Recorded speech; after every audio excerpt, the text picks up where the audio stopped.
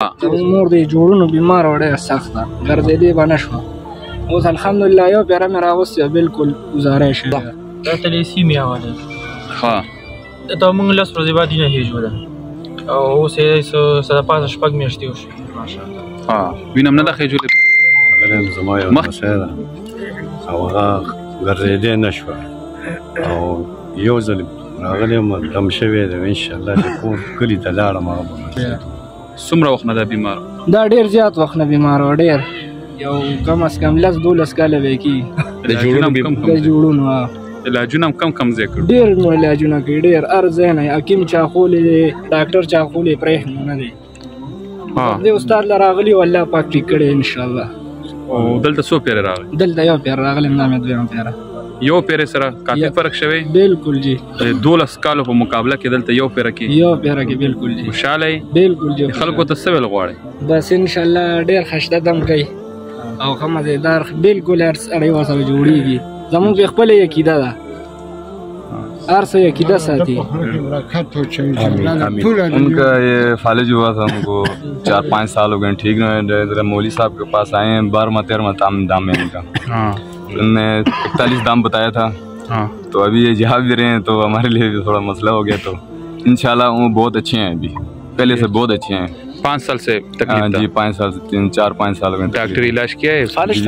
जी फालिज cancer cancer का ऑपरेशन भी हुआ है जी. कैंसर था वो फालिज दोनों था जी. फर्क पड़ा है? तो अभी फर्क पड़ा है. ये 12-13 दाम में आपके पास आए हैं. दम से मुतमईन हो? मुतमईन है जी इंशाल्लाह. क्या पैगाम देते हो लोगों को?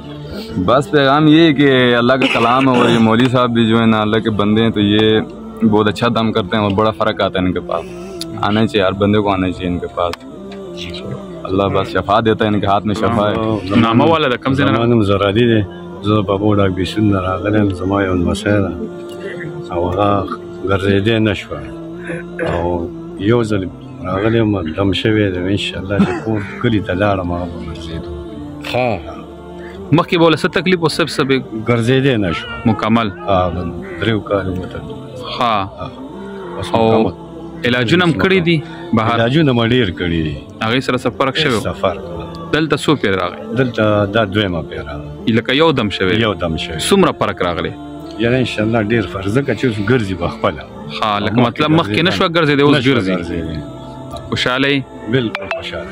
څه پیغام ورکړي خلکو؟ پیغام دا ورکوم چې انشاءالله زموږ په الله تعالی او زموږ په کلام باندې سره یقین منئ انشاءالله ډېر ښه ده. او مسله پکې ده چې ګرځېده نه اوس ګرځي بس نور څه کوي. دا تلیسي مې راغلی دا موږ 10 ورځې بعد نه هېجوله او اوس یې سره پاسه 6 میاشتې وشوې. وینم نه ده خېجولې. مخکې به هم 10 ورځې پس 10 ورځې بعد وینه خېجوله. اوس 6 میاشتې وشي وینم نه ده خېجولې. سره پاسه 6 میاشتې وینم نه خېجولې. اوس درېیم دم اوس درېیم دم نه راوست. لکه 2 دمه شوي. 2 دمه شوي. خوشحاله یې؟ تلیسیمه بیمارانو ته څه ویل غواړئ؟ تلیسیمه بیماران خو دلته ډېر راځي لکه دلته موږ 10 ورځې بعد نه هېجولو دا یې 6 میاشتې سره پاسه.